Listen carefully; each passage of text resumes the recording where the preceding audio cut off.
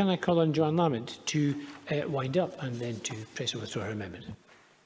Thank you very much, and I intend obviously to press my amendment. Can I thank people who have contributed to this debate? And I would challenge all members who have reservations about it that they have a responsibility to raise their concerns, and so I appreciate those who have done so.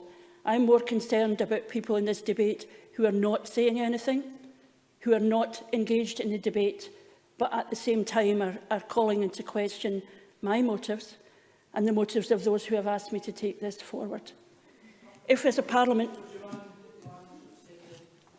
Alice Cole-Hamilton. I'm very grateful to Johann Lamont for giving way. I believe that her remarks were directed at myself and my party, and that is in part down to the fact that we were wanting to listen to the debate as it unfolds. But I found the remarks of Andy Whiteman very compelling in terms of the range of propositions he laid out. So we will be opposing the amendment this evening. Johann Lamont. My apologies. I actually quoted Alec Cole-Hamilton's words in my own contribution at the beginning because I had found them so powerful. I was not actually talking about the Lib Dems because I recognise the pressure on time, but I am concerned that there are people who will not engage in the argument despite the seriousness of the issues. And I make that as a more general point, and are content away from here and away from when we debate these things to make assertions and allegations which are simply not true.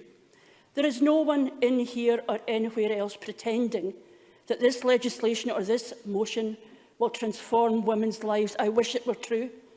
I wish by the stroke of a pen in support of this amendment that the pain the women who spoke to the committee could be erased. Nobody is pretending that any legislation on its own changes the world. Our responsibility is not just to signal what we would like to happen, but to will the means for it to happen. And it's my profound belief that this amendment will make a difference, because it will shift from saying, well, there aren't enough female examiners, to asking the question, how do we make sure there are enough women examiners?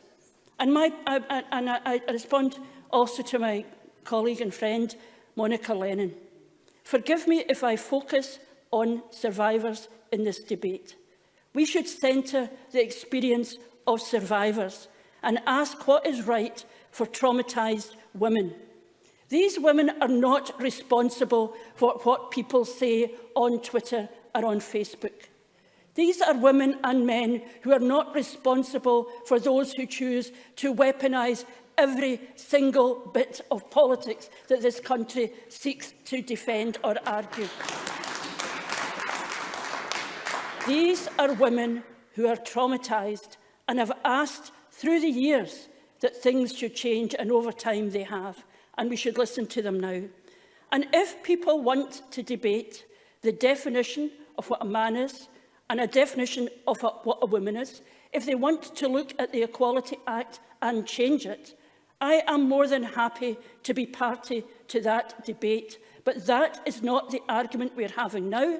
This legislation deals with what is the reality now of what a woman is, what a man is, and, oh my goodness, what abuse and violence are too. And we owe it to them to reflect on that. And on the question of conflation, I've got huge amounts of respect for Andy Whiteman as someone who considers things in great detail, but he makes the point that the words sex and gender no longer are argued in the same way as interchangeable terms that they were at one time, and I gave evidence of that already. And what women need, and what survivor needs, and what the law demands is clarity, not signals, clarity. And Monica talked about the role of rape crisis.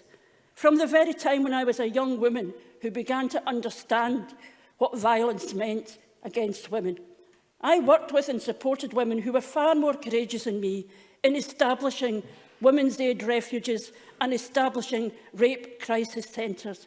And we had to win the argument that it was right that these services should be provided to women only. And it wasn't an easy argument, but we won it. And we're back there now in this argument if we are not prepared to say, as the Equality Act says, that there is the right to women-only spaces and women-only services, and these will be protected. Rape Crisis Scotland and Rape Crisis Centres at a local level have done immeasurable work to give voice to women, and those voices were heard in this debate. And my contention is that in supporting this small amendment, we are supporting the considered recommendation of a serious committee of this Parliament, and a committee that heard the voices of survivors and insisted that there would be change. It will not change everything, but it will give clarity to the rights of survivors, that they can ask in their most traumatised moments for support for female examination that might make that trauma a little less. And I hope that the colleagues in the chamber will support me in that regard.